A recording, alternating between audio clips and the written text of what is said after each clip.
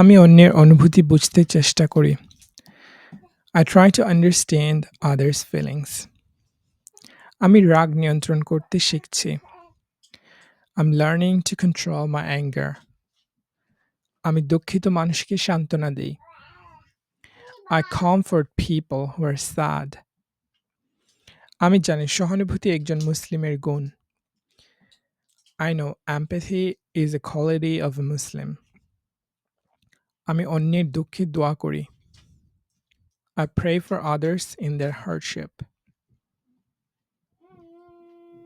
আমি চেষ্টা করি কাউকে কষ্ট না দিতে। I try not to hurt anyone. আমি জানি রাসূল সাল্লাল্লাহু আলাইহি সাল্লাম ছিলেন অত্যন্ত সহানুভূতিশীল। I know the Prophet সাল্লাল্লাহু আলাইহি সাল্লাম was very compassionate. আমি অন্যের ভুল ক্ষমা করে দিই। I forgive others' mistakes. আমি শান্তভাবে সমস্যার সমাধান করি। I solve problems calmly.